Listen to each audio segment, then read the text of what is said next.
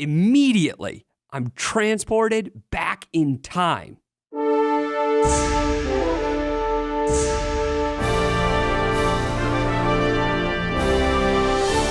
There's a king, horses, a falcon is flying overhead, and I think I just ate half a chicken with my bare hands. The sparks from two swords colliding rip across the battlefield. And at the center of it all are two knights.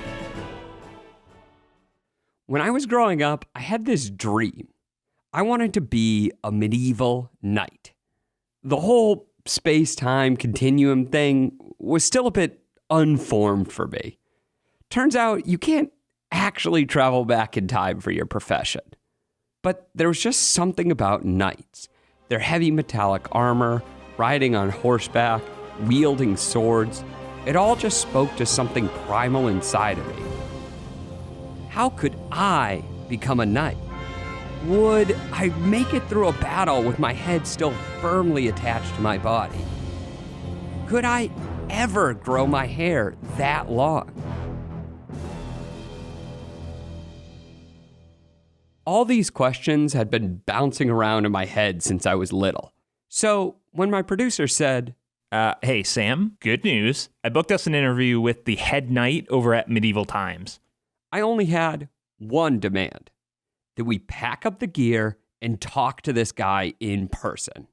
So we loaded up our trusty steed and drove to where knights come from, Lyndhurst, New Jersey. Oh, there it is.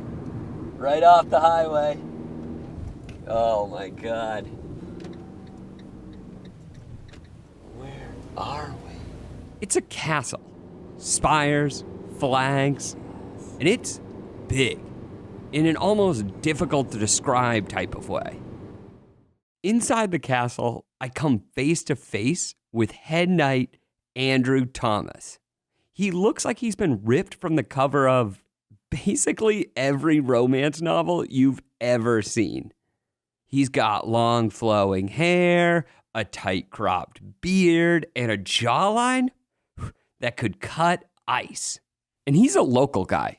Andrew's accent comes and goes, but he's Jersey born, through and through. I grew up in New Jersey, in a town called Passaic, which is actually from the castle. It's only like a 10-minute drive, not even a couple miles away. But so I'm local. So you grew up around here? Oh, yeah. And did you remember when Medieval Times was built here, or had it always been here when you were growing up? As far as I know, I didn't actually know Medieval Times existed until I was like 10, 11 years old. Yeah. Probably. Yeah. So it's always been here. It's always been a staple in this area for me. I don't did know people when it was. did you go to it as a child? No, actually, that's the funny thing. I never saw the show, never came for a school trip, my parents were never like, oh, let's go to Medieval Times. So I didn't see the show until I started working here. How did you first hear about the job working at Medieval Times? All right, so this is a good story, right? Okay, so remember that bit I mentioned earlier about Andrew's luscious long hair? Turns out it plays a pretty big role in becoming a knight, for Andrew at least. So I was in school, full-time college. Okay. It was around 2006. What were you going to school for? Broadcasting. So basically okay. film, television, radio, things like that. Oh, nice. At Montclair State University, which is not too far away from here. So I was working, just regular retail part-time jobs, making my way through school, things like that. Yeah. And then there was a point where I was in between jobs and I grew my hair out and my friend's like, hey. For any reason or just like that it was in my college phase where I was like, I'm just going to grow my hair out. Yeah, you were going to grow long. You worked in retail. Yep. Yeah, got it. So I'm just like, all right, I got this long hair. And then my friend said, I know somebody that works. He had a friend that worked at the bar here. I was like, you got the long hair, you got the look.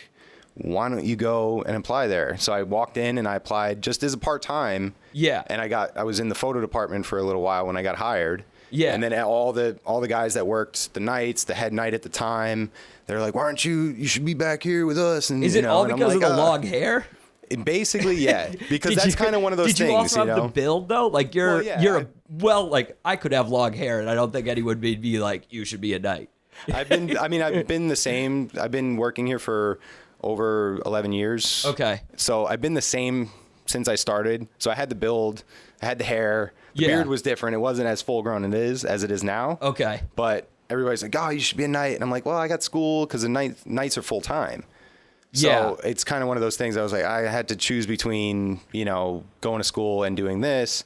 So I stayed working here and I was part-time. And then I started doing one of the speaking roles in the show as Chancellor, the Lord Chancellor in the show. He's basically, we call him MC because he's the MC of the show. He runs you through the show for the most part. He's with the king and princess. Okay. So I did that for a little bit because that was still part-time. And I got to learn to ride a horse. And I was doing like an acting gig, which was kind of cool. And then that's when I got sucked in to be a knight. So you were like kind of resisting the knight thing. I was mainly because of time. I was like, well, I need to study and I need to do projects and like, but then there was a point where I'm like, it was alluring. I was watching the show more. I was part of the show. So I got to see the knights fighting and doing all their stuff. And I was like, I could totally do that. That was in my head. Is there like a hierarchy like here where it's like the knights like are... People are like, damn, that's the best job here, like the most respected job here, or is it like king and queen are best, or is there not? I don't. Is there anything like that where it's like aspirational to get up to knight level? It is. I think it is. There's a lot of people that see it as that, and it's a really hard job too. So it's not like you could just go in and do it. You have to train and work hard at it. So it is one of those jobs I think that's a little more respected, but I don't want to say that it's like people are bowing down to us all. It's just a job too, like it's not like high school, movies, football team. Exactly. Person. Yeah. It's not like that. I wouldn't put it like that, but it has a sense of it because it is that kind of mentality. Like we as knights are like, we're a team. So it's almost, we have locker room mentality, the whole nine. So it is kind of like that, but it's on the outside, it really isn't. It's just, but some people can think of it that way, and you might get a sense of like, oh, they are kind of like the football team, the varsity team or something. But in reality, it's just people work. Some people want to do it and they really look up to us. And some people are just like, no, I'm good, doing what I'm doing. So when you started switching from like taking photos in the front and then you became part of the show. Yeah. What was that first night like where you rode out on a horse to MC the show? I was really I know I was really nervous because I had zero acting experience. Yeah. But I knew, I've directed so I knew acting in that sense. But never done it. Other than being in front of camera for school projects, I've never really been that type. Yeah. I'm more of I like creating, I like building and doing stuff and whatever. So I learned to ride, and that was nerve-wracking in its own. And then training to do the show, it was just like, okay, here we go. I go out, and I emulated a couple of the guys that were MCs while I was learning. Yeah. And it helped me to figure out my character and my voice. And then from there, the first show, I know I was really nervous, but as time goes on, we do so many shows here that it was easy for me to find a rhythm and just kind of build it up. How's your MC voice different from your regular voice? If you were to announce the show right now, how would you say it? You're gonna make me do this now. All right. So I'll explain it first. So I think, right, because everybody has their own, we all have accents, right? Yeah. We might not hear it ourselves, but I'm like, if I did the show the way I speak now, I think it would sound ridiculous. Yeah. There's certain words that I say that just it doesn't sound right. Would not fit for medieval times. Yeah. So basically what it is proper English diction, right? If I were to speak not with an English accent, not with any sort of regional thing, just think about saying a word and saying it as perfectly as possible. Okay. And then it'll sound kind of medieval and whatever. And I think that's kind of how I look at it. Just to elevate the language of it. For instance, my lords, my ladies, welcome to medieval times. Feast and tournament. Instead of, if I said, here's the one word. If I said tournament, it sounds ridiculous, right? Tournament. Come to our tournament. But I say tournament, and it just changes. I don't change anything but just saying words differently, and I'll make my voice lower and elongate certain parts of it. And then you finish school and then decide that you're going to be a knight, or how does that transition start? Well, that's a tricky one. All right, so finishing school, quote unquote. I finished what I wanted to learn. Yep. But then I'm like, I need to make money. I need to do my thing. So I started knighting and working full time and trying to manage full time school. And then I decided I'm going to move out of my house and I'm going to do all this. Then I needed a lot of money, and then school started to fade away. So I got the education I wanted. Yeah. And then now I'm working a full-time job and I'm making money. I'm good. So you were having a bunch of fun doing the of course. emceeing and everything. Yeah. MC was a lot of fun. And then I got to, when I started knighting, I got to also still do MC when they needed me. Okay. So I got to do both sides. I had kind of a quick training too. Like a lot of the knights have to squire for a certain amount of time. And I kind of got to surpass a lot of the squiring. Just like medieval knights of old, becoming a knight at medieval times generally follows the same path. You break into the ranks as a squire, an apprentice basically for a knight. In turn, that knight agrees to train you. And while the title of knight still holds its fair share of esteem these days, sadly, being a squire also remains historically accurate. It's the dirtier of the jobs. Okay. But they're still part of the show. So they, like, think about a squire in any, if you've ever thought, okay, a knight and a squire basically dresses his horse and does all that, like in realistic medieval times. Yeah. So in our show, they kind of do the same. Their role is the support role. So they help get the horses ready for the show while the knights, we train and we practice. They get the arena ready. They set up all the weapons out in the arena. And during the show, they're basically the support as well. They set up the games. So any of the elements of the games that they need to set up, that's their job. Is it like a squire to one knight system? Yes, one squire, one knight. One squire, one Yep. knight. And how long do people generally squire for? Well, it depends.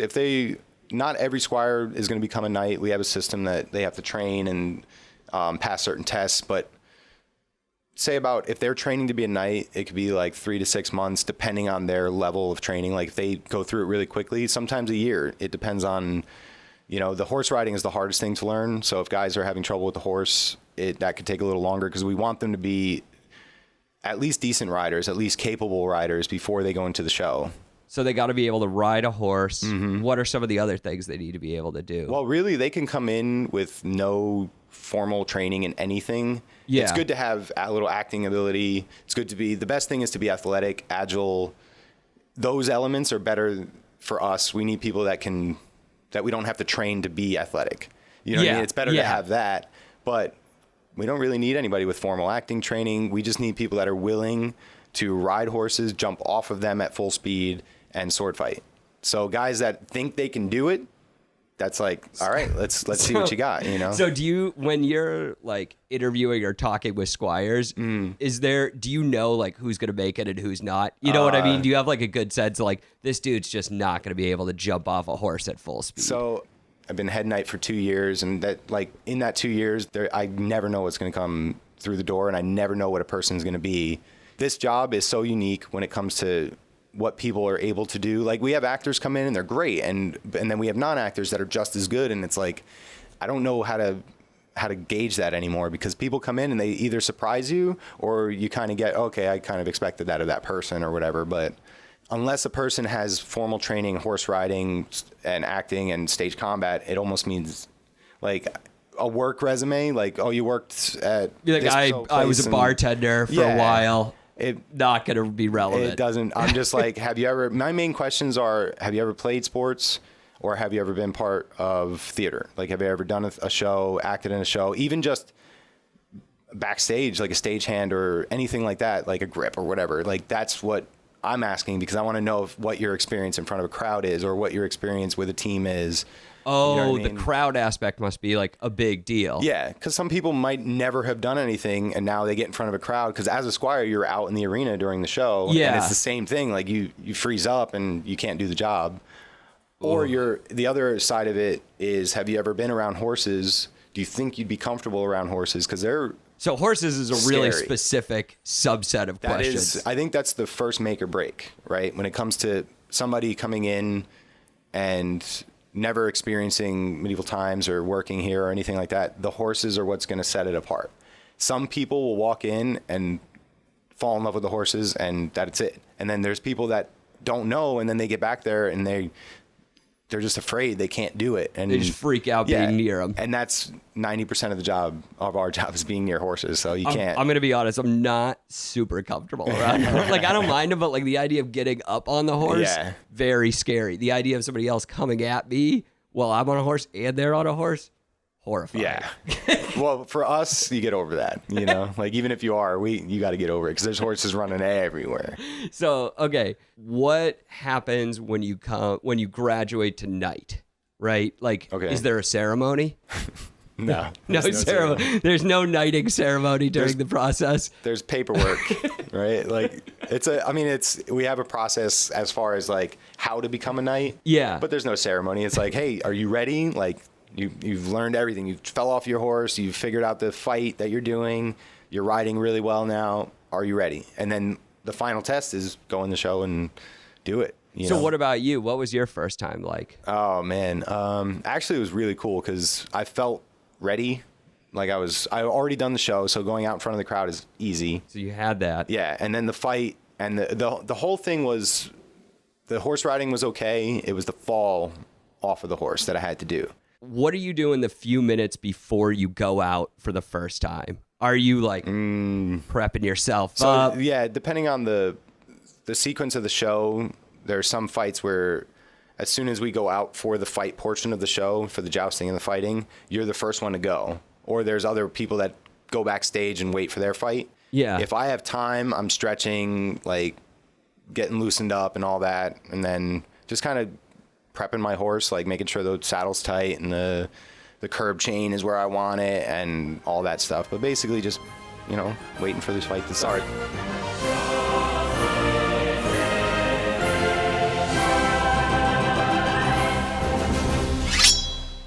When we come back, Andrew shows us some medieval weapons. We hit the training grounds with the other knights before the show in the sand pit, and I finally donned the knight's armor to battle it out with Andrew. All that and more coming up next. We always love hearing from you guys, and I wanted to share some quick listener emails. Here's one from Jessica. I love your podcast and listening to all the cool people who found happiness through their work in unusual fields. I'm looking forward to more podcast episodes. You know what, Jessica? I look forward to making more podcast episodes. Here's another one from Sarah. I recently discovered your show and I'm loving every minute of it. Keep up the great work. Thanks, Sarah. So here's the thing. Jessica and Sarah also pitched us a couple guests they thought would be great for the show. I don't want to give anything away, but they might just end up on an episode real soon. We always love hearing who you think we should talk to. You can find us at hello@weirdworkpodcast.com. Let's talk soon. All right, back to the show. It's a few hours until showtime.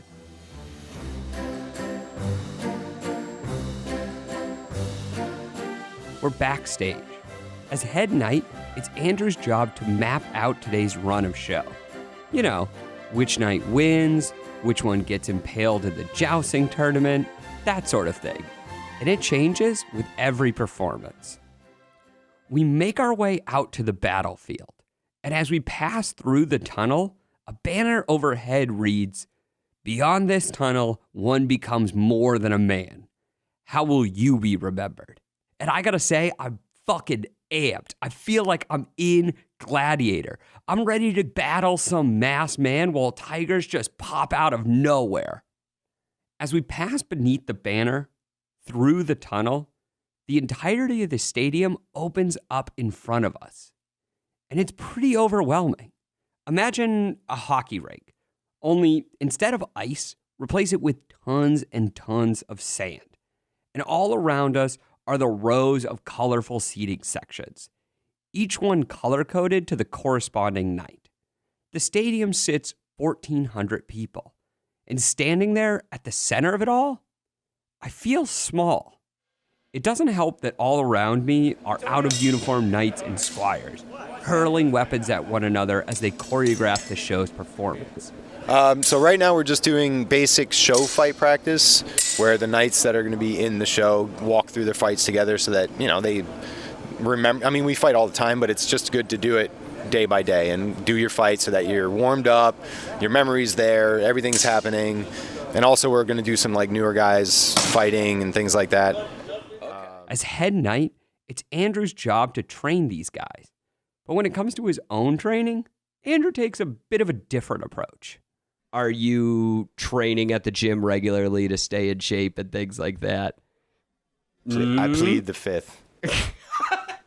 All right, so as of night, I should be going to the gym frequently, but I do not. I'm at a point where I've yet to need to go to the gym. Yeah. I've always been athletic my whole life. I've always been, I used to play all the sports when I was younger. I skated in my teen years, snowboard still to this day, every winter, play golf, things like that. So you're like super active anyways. I am. And I've never had a gym, I've never had a gym regimen. So I don't go to the gym regularly. But I should, because I am getting older, and it's like, maybe I should start going. But I'm very stubborn when it comes to that, because I've never done it. So it's hard for me to build a routine off of that. That's the thing. It's awesome. Like, I have guys that go to the gym and they try their best to make themselves as good as they can. And I would never say I don't do that just because I don't. I try to get them to go when they need it, but I can't be a hypocrite and say, you got to go to the gym every day. I don't. Because then they're like, you don't. I don't see you there. Yeah. But you're like, I'm head night. So. But that's the thing, though. Like, for me, for a long time, I was like, if I go to the gym and then come back to work, I'm going to be sore. I'm going to be tired. Yeah. I want to be fresh for the show. So it was always an excuse for me to not go. Yeah, to not go. But I mean, you caught me. But I will say this: as being a knight, it's just like any other sport, any other athlete. You have to kind of have something. Like, if you're not in shape or if you're not physically active enough, it's like, go to the gym, because you need that. You need the stamina, you need the muscle. Like, you go to the gym and you work out, you come here, you're gonna be like, that didn't do anything, because we use weird muscle groups and it's a strange job. It's like running laps to build your stamina, and then you go out there and do a fight and you're like, I did all that running for nothing. Like, it won't matter. It's a totally different animal. So back in the sandpit, Andrew walks me through some of the different weapons he uses. This rack. So we have the mace, which is basically a giant baseball bat with a metal end that crushes armor. And then you have the bolas, the ball and chain on a stick. Most people would be like, oh, it's a flail, or I don't know another name for it. But we we use Spanish names because the company is a Spanish derived company. So we use everything pretty much has like a Spanish name to it. So we have a poleaxe. Yep. But we call it an alabarda, so it's about 7 feet long. Okay. Yeah. Broadswords, but we call them mandobles. So they're the two-handed swords. You can feel the weight on that. And these weapons, they may not be sharp enough to sever a limb from your body, but everything else about them is the real deal.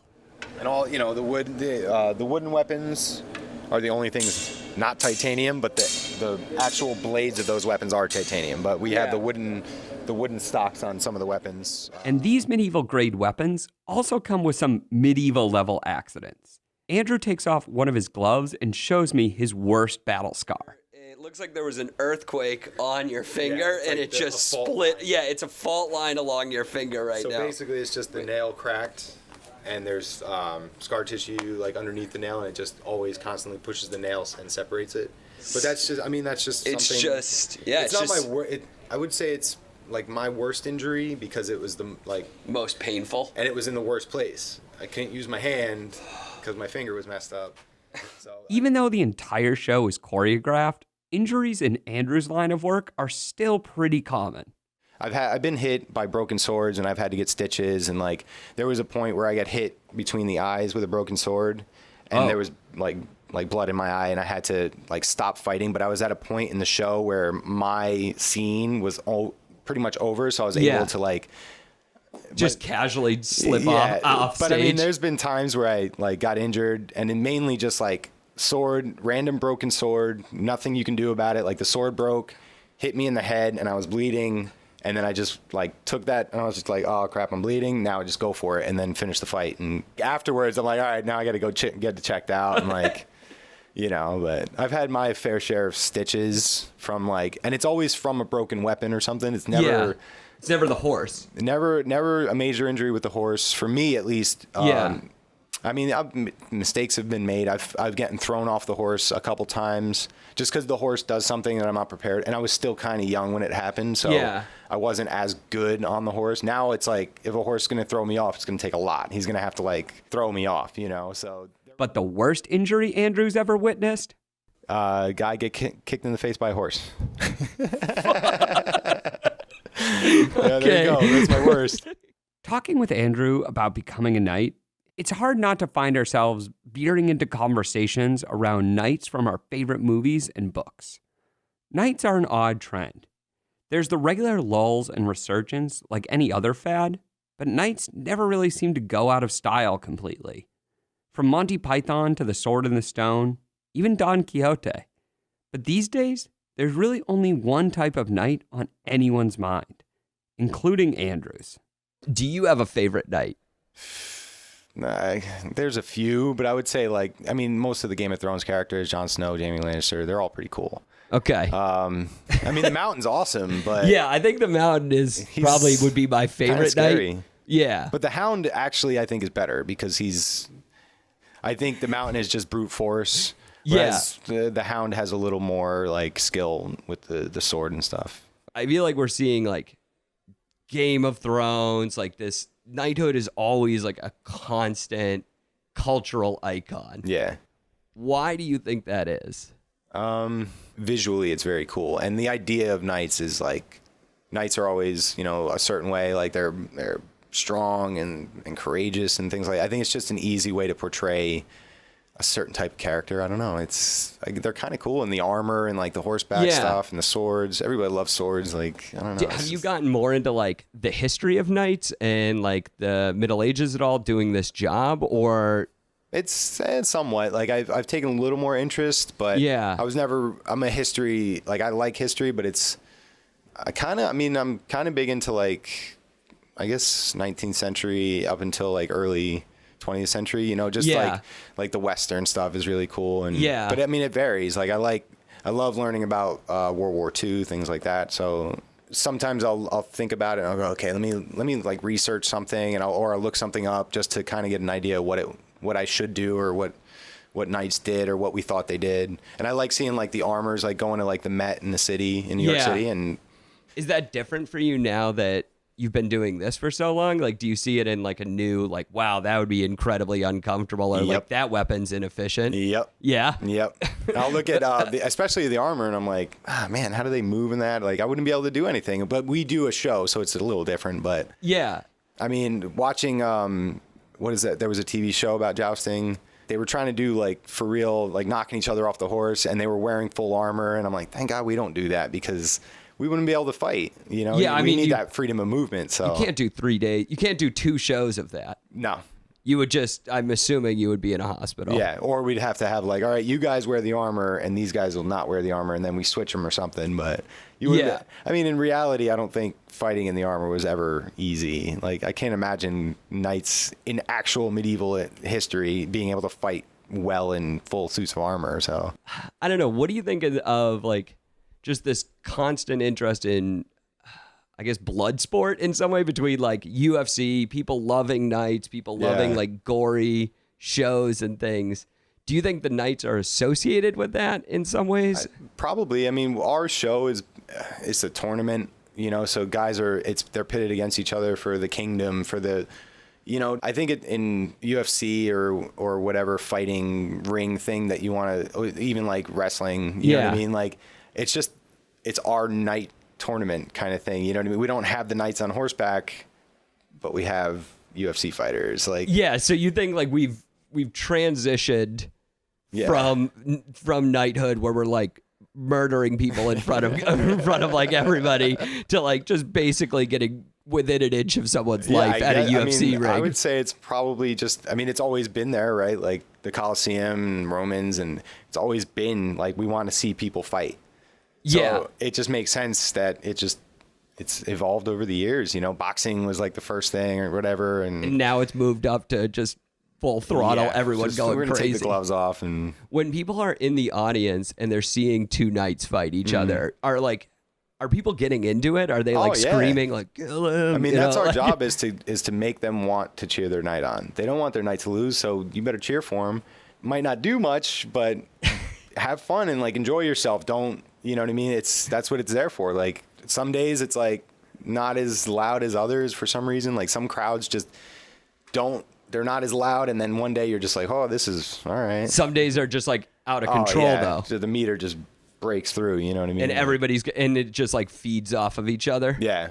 when we have one good section, even if the other sections are a little quieter, it'll start to build up because they realize, oh, they're cheering real loud. Let's cheer real loud. It's so much fun to like, especially when you have the opportunity to get them to cheer. It's, you know what I mean? You can see what you're working with and how the crowd's going to react. And I feel like if you're a knight and you're not getting your crowd into it, then if they're not cheering for you, that's kind of your fault. You know, like you should be trying to build that out, even if they're a quiet section and it's just one of those days where you're like, oh, everybody's quiet today. Try to get them to cheer and see what happens. You know, maybe you'll have a better show or, you know, whatever. That must be hard though when you're having like a bad day and then like, that's brutal, right? Yeah. I mean, there's been days where I'm like, don't talk to me. Don't do anything. I just want to get through my day. You know what I mean? But when you go out, most of the time I'll have a bad day. And then as soon as I go out and do the show, the day is so much better. You know, because it's the show, like, once you're out there, you realize, okay, this is different. I got to do this. And then it just kind of picks me up a little bit. Pumps you up to do it. And then the day I might be done with the day and not be as miserable or not be as upset as I was when I first came into work. Yeah. You know, so sometimes it helps. The show is kind of therapeutic in that way, I guess. We're backstage again, in the small area of sand at the start of the tunnel. It's where the knights riding horseback in the show dismount and get ready to head back out to perform. And there's Andrew, pulling suits of armor from the rack along the wall for me to throw on. He hands me a sword and takes one up himself. It's now or never, I guess. Feelings that are going on. I'm a lot more excited than I thought I was going to be. I'm like, it's definitely like childhood joy that's coursing through my body right now. One, I thought he was going to be taller than me, but we're the same height, but I'm just as scared as I thought I was going to be as if he was a taller person. I know he's not going to kill me, but I still think I'm going to get hurt for no reason. So you want to learn something? Yeah, let's learn some shit. Let's do it. All right, so what you're going to learn is how to strike a head strike. So I'm starting back. So start back and then just end it like up here. The contact comes in when we meet each other. That's the teamwork aspect. Okay. As we're training together, I look around and see we're surrounded by all the other knights and squires. It might not be the sold-out show Andrew's used to, but I start to feel the tiniest little glimmer of what it must feel like for him when he steps out there in front of that audience. Okay. So it'll be one strike, one I parry left, drop sword to my side, rear up over Andrew, and bury my blade square into his chest. Okay, not really. I more accurately escaped with my life. Got it. That's it. We're fighting. You're a knight now, dude. I'm a knight now. Done. Before I know it, Andrew is gone, giving a rallying speech to his fellow knights or something like that. I don't know. I'm heading up to my seat because it's showtime. What are asked and not given. So has it always been for the sons of Eliente. Rise and hear your people cheer! For tonight's performance, Andrew plays the villain. Almost like an evil Jon Snow from Game of Thrones. And you'll never believe what happens. Andrew's character devises this plan to steal the princess away from the king. And no. You know what? You're just gonna have to see it for yourself. And if you stop by, you can meet Andrew and all the other knights after the show. When you talk with them, you might just find that what one person calls weird, another calls normal. So I guess like after doing this, like what has this changed your perspective on? Like after doing the show for so many years, like do you look at work differently? Do you look at life differently? Like anything there? Oh, yeah. The idea of a job, this is a totally like different gig. You know what I mean? Like it is not, it's outside the norm in every way. As far as time, the commitment to the schedule. Yeah. And just like the job itself, like you come in and you're not sitting at a desk, you're riding horses, fighting with swords. It's weird, man. And it gives the perspective of is how do people work normal jobs anymore? Like there's always that sense of like, you're like, man, I'm kind of envious that you have a set schedule, but if you choose to do something, you'll get used to it. Like I'm used to it now. So yeah, it takes its toll sometimes, but it's normal for me.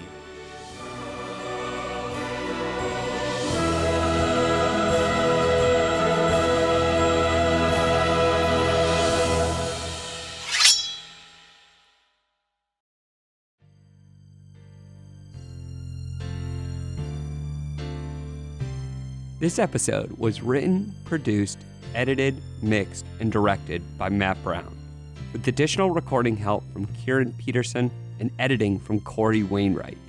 We'd like to thank Jackie Hernandez and everyone at Medieval Times in Lyndhurst, New Jersey. Music in today's episode was provided by Medieval Times. You can follow us on Twitter and Facebook at Weird Work to see exclusive behind-the-scenes content from today's episode. As always, I'm your host, Sam Balter, and thanks for listening. Today.